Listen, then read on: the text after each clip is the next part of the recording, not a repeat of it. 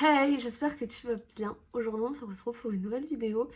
Nous sommes actuellement le 4 janvier 2022.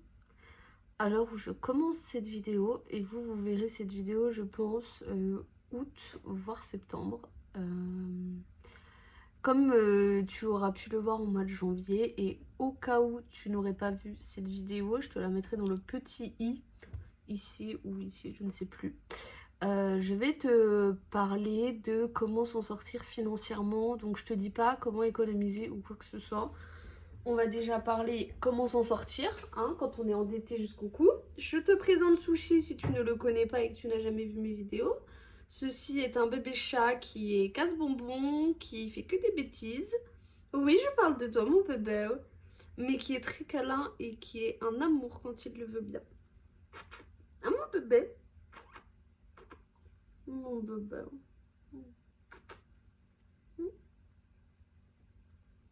Allez, descends. T'as rien à faire sur le bureau, mon cœur. Donc du coup voilà, je vais t'expliquer un petit peu comment moi j'ai procédé pour essayer de m'en sortir financièrement. Alors à l'heure d'aujourd'hui, je m'en suis encore pas sortie entièrement. J'ai trouvé des solutions, mais je ne m'en suis pas sortie entièrement de cette galère financière. Il faut savoir que au total et pour tout, j'avais 10 000 euros de dette environ. On va être environ. J'étais entre 5 et 10 000, mais j'étais plus proche du 10 000 que du 5 000. Donc je te laisse avec la suite. Et je te laisse surtout voir l'évolution au fil des mois, parce que je te prendrai une fois tous les mois, jusqu'à ce que je n'ai plus aucune dette à personne, jusqu'à ce que je reçoive encore des courriers. Oui, vous êtes en impayé de ceci ou cela. Ça, je m'y attends une fois que je m'en serai sortie, mais du coup, je vais t'expliquer au fil des mois si tout a été payé, si là il y a eu un imprévu, si comment, si ceci, si cela. Et bah du coup voilà, j'espère que cette petite vidéo va te plaire. Enfin petite, je pense qu'elle sera longue, mais ça me tient quand même énormément à cœur parce que je pense que je suis pas la seule dans cette situation où c'est galère quand on est jeune de s'en sortir financièrement. Comment faire surtout pour ne pas s'endetter. Je pense que c'est plutôt ça le plus important, parce que s'en sortir c'est bien. Si t'es ric-rac, bah t'es ric-rac, mais c'est toujours mieux d'être ric-rac que de se faire trop plaisir et au final ne pas payer ses factures, chose qui s'est passée pour ma part quand j'étais très contente, et il y a eu des choses qui ont fait que j'ai pas envie de revenir sur mon passé. Mais voilà, on va pas épiloguer sur ma vie, on va épiloguer sur mes problèmes financiers. Et du coup voilà, moi je te laisse avec la suite de cette vidéo, et j'espère qu'elle va pouvoir t'aider aussi autant que moi j'aurais eu l'envie de trouver ce type de vidéo sur YouTube, parce que j'ai fait énormément de recherches et je n'ai pas trouvé comment faire pour s'en sortir vraiment financièrement. J'ai trouvé plein de vidéos pour économiser, mais même pas pour essayer de gagner de l'argent rapidement, enfin à part de la vente, mais j'avais rien à vendre. Donc j'espère que cette petite vidéo va pouvoir t'aider, et que tu sois abonné ou pas, j'espère que ça t'aidera énormément. Et du coup moi je te laisse avec la suite de la vidéo. Alors du coup, comme je te l'ai dit, nous sommes actuellement le 4 janvier 2022. Il faut savoir que j'avais déjà commencé cette vidéo au mois de décembre, donc je vais un petit peu récapituler ce que j'avais dit dans cette vidéo. Sauf que j'ai voulu continuer cette vidéo, sauf que le problème est que je retrouve pas du tout les dossiers, enfin je retrouve pas du tout les fichiers. Donc ce que je vais faire, c'est qu'à chaque fois que je ferai tous les mois un petit peu cette vidéo, je vais faire le montage et je la garderai sur mon ordinateur. Et je compléterai chaque mois petit à petit. Au moins déjà je vais pas avoir le risque de reperdre encore tous ces dossiers. Mais du coup, aujourd'hui, je te retrouve du coup pour te faire un petit récapitulatif de ma vie financièrement. Alors, je vais juste rentrer dans mon compte parce que j'ai pas du tout préparé, j'étais en plein montage. Enfin, je viens de terminer un montage de vidéo que tu as déjà vu, c'est sûr. Tac. Donc je pense que tu auras vu d'ici le mois d'août ou septembre que tu verras cette vidéo. Je pense fortement que tu auras vu beaucoup d'autres vidéos conseils sur la vie au quotidien et tout ça. Si c'est pas le cas, je sais pas pourquoi. Voilà, oula, vous me voyez vraiment en flashback là. Du coup, il faut savoir que ça me plaît de vous aider dans la vie au quotidien. Je veux pas devenir ta maman ou quoi que ce soit, mais juste si je peux t'aider, t'épauler et te donner quelques petits conseils qui ont marché du moins pour moi sur le long terme, ça peut être cool que je puisse t'aider. Et du coup, comme tu as pu le voir, là je te parle actuellement Comme tu as pu le voir, je t'ai fait la vidéo sur comment trouver un appartement, enfin comment du moins essayer de trouver un appartement, comment ne pas se faire avoir sur un appartement.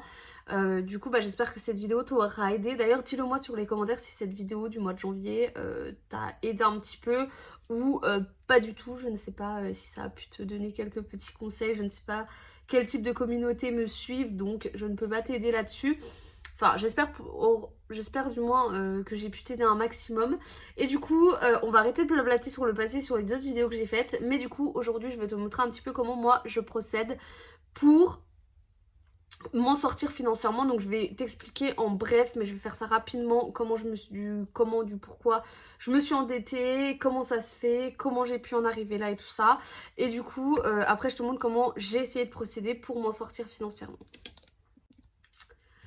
Alors c'est sûr que cette vidéo sera très longue, mais du coup comment j'ai fait pour m'endetter et pour arriver à entre 5 000 et 10 000 euros de dette. Je sais plus le montant exact et j'ai pas envie de recalculer parce que ça me ramène à il y a quelques mois en arrière. Et j'ai pas forcément envie de revoir tout ça. Donc il faut savoir que j'ai eu des relations dans ma vie assez toxiques et assez dures à essayer de séparer tout ça. Il y a eu beaucoup de choses où c'était moi qui étais en tort, mais il y a d'autres personnes, enfin ces personnes-ci m'ont clairement foutu dans la merde financièrement. Donc il faut savoir que quand j'étais à Remiremont, je viserai personne, j'ai pas envie de dire que c'est de leur faute parce que c'est à moi de savoir gérer mon budget, mais ils en sont pas complètement transparents dans la merde que j'étais. Donc il faut savoir, quand j'étais dans mon dans mon premier appartement, si tu veux un récapitulatif sur tous mes appartements, pareil ce sera dans la vidéo où comment j'ai trouvé un appartement, je veux pas épiloguer là-dessus longtemps.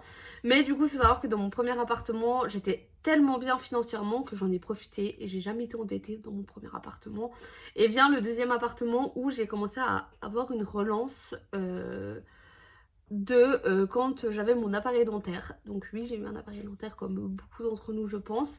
Et du coup j'ai eu une relance à ce niveau là où je leur devais, je sais plus la somme, je leur devais peut-être 1500 euros je pense au total, enfin je sais plus exactement. Parce qu'il y avait eu des soucis avec mon papa en ce temps là et il avait arrêté de payer alors que c'est lui qui payait de base. Et vu que j'avais mes premiers salaires, logiquement j'aurais pu payer dès le début. Mais d'un seul coup c'est monté comme ça et d'un seul coup j'ai reçu un courrier. Parce que en fait j'avais déménagé, il m'avait jamais retrouvé et c'est au moment où ça passe par un huissier de justice. Donc vous imaginez bien que quand t'as 18 ans, je suis déjà suivie par un huissier de justice. Vous allez vous dire mais la meuf comment tu t'es démerdée. En fait ça a commencé de là. Et du coup j'ai réussi à m'arranger avec eux pour faire des paiements plusieurs fois. Parce que clairement je pouvais pas sortir 1500 euros d'un seul coup. Et à l'heure où je vous parle, donc ça s'est passé en 2019. Ouais. À l'heure où je vous parle, je m'en sors seulement ce mois-ci. C'est le dernier mois où je paye ces factures. Donc vous allez vous dire qu'en 3 mois, en 3 ans, c'est quand même énorme. Hein. On est d'accord, c'est énorme. Mais du coup, j'ai commencé à payer machin. Et il est arrivé un moment où je me suis séparée de cette personne. Et que j'ai pris mon envol au Val d'Ajol toute seule. Et que j'ai rencontré un autre garçon. Et c'est à partir de là que ça a commencé. À partir de là, j'avais déjà une partie de mon loyer en retard. Parce que faut savoir que quand je suis partie de Remiremont, j'avais pas de frigo et j'ai jamais eu les moyens de m'acheter de frigo. Faut savoir que j'ai vécu pendant 2 mois sans frigo, donc fallait faire des courses au jour le jour. Donc déjà ça coûtait beaucoup plus cher parce que tu voulais manger beaucoup plus de choses un peu plus spéciales. Donc on vivait au jour le jour, on n'avait pas de frigo pendant 2 mois et cette personne-là fumait. Elle fumait pas des clopes, hein, je vais pas te faire de dessin. Et il avait besoin de sa dose. Après il était accro et je comprends tout à fait qu'il avait besoin de sa dose. Bref, c'était pas le sujet, pourquoi je m'étale sur cette personne. J'ai dit que je parlais pas des personnes concernées. Et du coup il s'avère qu'il m'a foutu clairement dans la merde. Parce que payer la drogue, payer les factures, payer la bouffe, plus payer l'essence avec tous les allers-retours qu'on faisait pour trouver de la bonne... il faut savoir que là, c'est à ce moment-là où c'est carrément parti en vrille. Il faut savoir que cette personne était malade. Enfin, j'ai jamais su ce qu'il avait vraiment, mais il était malade et le seul truc qui le calmait, c'était la douche et l'eau chaude. Donc, tu peux bien comprendre que la facture d'eau a vrillé, que EDF m'ont allumé. Et du coup, quand j'ai décidé de partir, quand j'ai décidé que ça se termine avec cette personne, j'ai eu toutes les retombées de facture. Et c'est là que ça bloque. Donc il faut savoir que pareil, mon assurance voiture que je paye annuellement, chose qu'il faut d'ailleurs que je m'arrange pour que ça repasse en mensuel, C'était une catastrophe. Il faut savoir que même avant de connaître cette personne, j'avais beaucoup de dettes chez Free, ça s'est passé avec lui. SFR, Bouygues, donc Free. Il y avait plein de factures en retard de chez Orange, mais vu que maintenant je suis toujours chez Orange, j'ai réussi à m'arranger avec eux et ça, c'est des paiements qui sont ok. L'assurance de mon appartement ne passait pas, mon assurance voiture ne passait pas, l'électricité ne passait pas. Donc, tu te rends bien compte, plus l'orthodontiste où j'étais suivie par un huissier. Et moi, je me suis dit, je m'en fous, je m'en fous, je m'en fous et je m'en contrefous. Il n'y a pas d'huissier, il n'y a rien, ils peuvent attendre, gna gna gna gna gna gna. Sauf que ça commençait à s'accumuler logiquement et moi je préférais me passer une commande de fringues que de payer mes factures. Je pense que j'étais encore dans mon mood. En fait, je pense que cette relation-là, elle m'a vraiment fait réfléchir et elle m'a vraiment permis d'apprendre énormément en mentalité. Et je pense que le fait de l'avoir quitté, ça m'aura vraiment pas fait de mal. Donc du coup voilà, en gros, en bref, comment j'en suis arrivée à ce stade-là. Donc si je peux juste vous donner une leçon de morale, si je peux me permettre, même si je suis très mal placée pour, faites vraiment attention à vos... Je trouve pas le mot. À vos fréquentations. Faites vraiment attention avec qui vous êtes, le qui, que, quoi, comment, pourquoi. Et du coup, maintenant, je vais te montrer un petit peu comment j'ai fonctionné pour essayer de m'en sortir. Donc, je vais déjà te montrer comment je fonctionne tous les mois pour voir mes factures, ce qui passe, ce qui passe pas, ce que je peux payer, ce que je ne peux pas payer et tout ça et tout ça. Et du coup, je vais te montrer ce qui s'est passé en 2021 parce que c'est là où j'ai eu beaucoup plus de choses à payer. Et comment j'ai commencé 2022 tout simplement. Et après bah je te prendrai tous les mois et je te montrerai bah ça j'ai pu payer mais pas ça. Ça j'ai réussi à régulariser du mois dernier voire de 2 mois en arrière. Ça c'est passé sur mon compte, c'est bon, je suis tranquille. Enfin bref, etc etc. Donc tu verras un petit peu comment j'ai réussi à faire. Et je te retrouve après une fois t'avoir montré du coup bah mes comptes. Clairement j'ai rien à cacher, que j'ai un prêt à la banque de 30 balles, que je paye 90 balles d'électricité, que je fais ci de ça et que je fais ça de ça. J'en ai rien à branler. L'essentiel c'est que toi tu te retrouves pas dans cette galère, ou que si tu es dans cette galère tu puisses t'en sortir comme moi j'essaye de le faire. Alors du coup je te retrouve, bon pas en voix off, mais tu verras que l'écran de mon ordinateur pour le coup. Comme tu peux le voir, je fais des... Je sais pas si tu verras bien, mais tu vois la souris qui bouge. Ouais. Comme tu peux le voir, je fais des tableaux comme ça. Donc ça c'est pour mes comptes de 2021. Donc comme tu peux le voir, je mets tout simplement tous les mois. Et ensuite je mets tout ce que je paye tous les mois mensuellement. Donc ce que je paye obligatoirement tous les mois.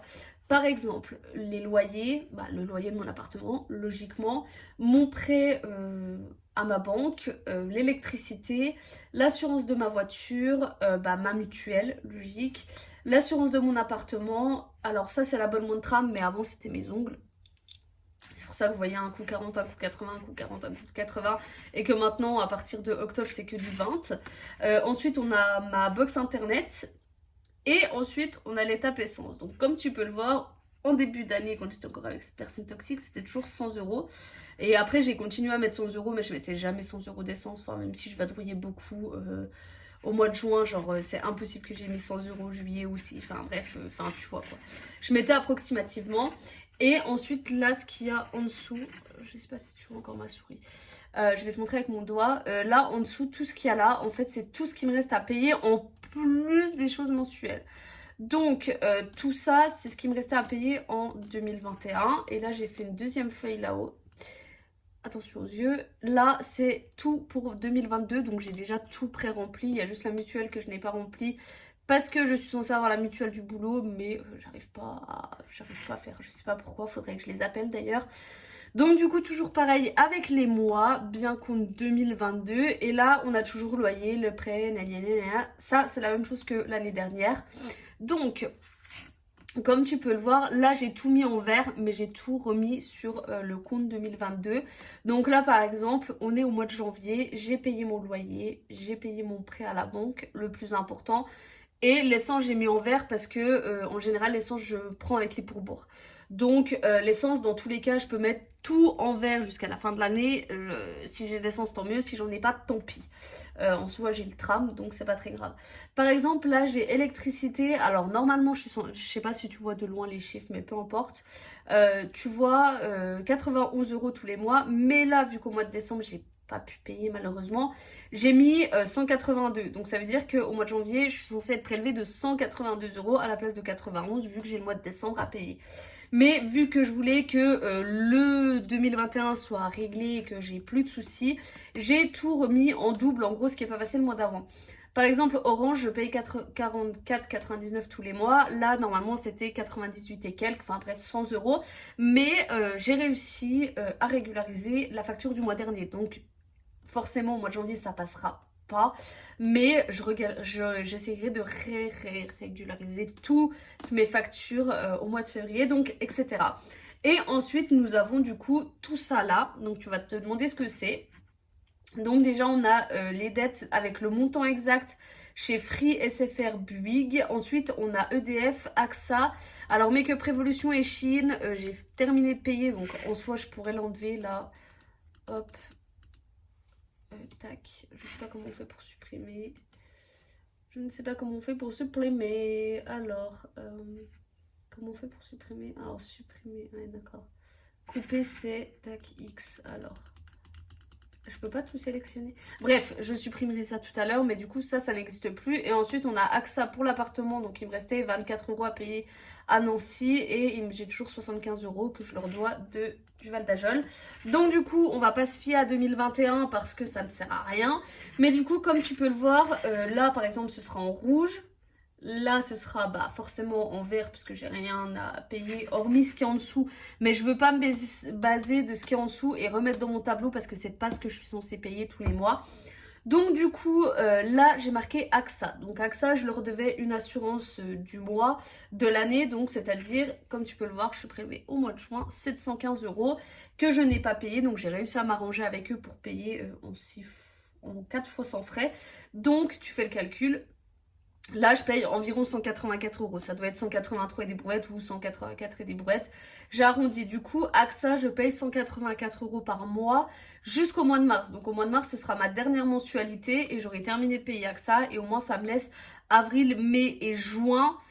Certes, je pourrais pas mettre 715 € de côté, mais je pourrais quand même en mettre un petit peu et essayer de commencer à économiser. Ou par exemple de payer, par exemple là, AXA tous les mois c'est 184 € et je vois qu'à Free je dois encore 190 €. Après je suis tranquille avec Free, donc peut-être qu'au mois d'avril je paierai la facture de Free. Sachant qu'il faut savoir que Free, SFR et Bouygues, je n'ai plus aucune relance, donc je paye quand j'en ai envie. Jusqu'au moment évidemment où j'aurai des relances, mais bon ils n'ont pas mes adresses depuis mes 2 derniers appartements, donc je pense que je devrais être assez tranquille avec eux. Donc du coup, comme tu peux le voir, j'ai réussi à m'arranger avec eux. Donc par téléphone, c'est passé par un huissier, je t'expliquerai ça tout à l'heure.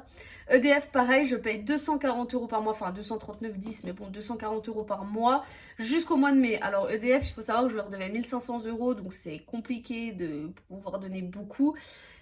Ensuite, AXA de l'appartement, donc mon assurance appartement du Val d'Ajol que j'ai en retard parce que là, AXA appartement, je suis à jour. J'ai réussi à régulariser les 2-3 mois que j'avais en retard. Après, c'est que 12 € donc ça va. Là, AXA appartement, je lui dois 75 € et ensuite, bon, on a Free, SFR et Bouygues.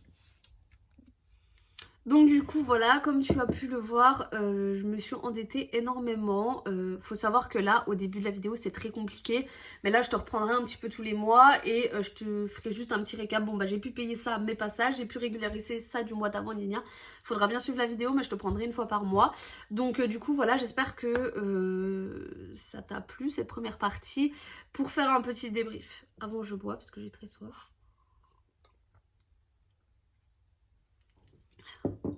Il faut s'hydrater, je parle, mais il faut s'hydrater quand même un petit peu. Avant de faire un débrief, donc vous allez peut-être vous demander comment j'ai fait pour diviser ma facture de 1500 € par 6, du coup 2, 4, 5, par 6. Il faut savoir que pour l'assurance de la voiture, j'ai toujours laissé traîner, je me suis jamais arrangée avec eux. Mais EDF, j'ai essayé de m'arranger énormément de fois avec eux. Mais quand je vous dis énormément de fois, c'est vraiment genre j'ai vraiment essayé de tout donner avec eux. Je les appelais une fois par semaine, gna. Enfin j'ai essayé de m'arranger plusieurs fois et ils voulaient jamais s'arranger avec moi. Donc du coup j'ai décidé de laisser de côté la facture. C'est pas moi qui donnais de la mauvaise volonté, c'est eux qui voulaient pas que je paye en plusieurs fois. Pour eux il fallait absolument que je paye les 1500 € d'un seul coup en étant au chômage en plein Covid. Comment ils voulaient que je paye? C'est pas possible, j'avais même pas 1500 € de revenus. Donc du coup il s'est avéré que même à l'heure actuelle j'ai pas 1500 € de revenus, donc autant vous dire que hein, voilà. Donc autant vous dire que c'était relativement compliqué pour moi. Du coup j'ai laissé couler et là j'ai reçu une lettre du huissier de justice. Ça me paraît logique. Et du coup me disant donc soit on fait un avis, soit vous nous contactez. Enfin, il fallait que je les contacte. Chose que j'ai laissé un petit peu traîner parce que j'avais beaucoup de boulot et que j'avais pas forcément le temps de les appeler, même si ça prend 5 minutes.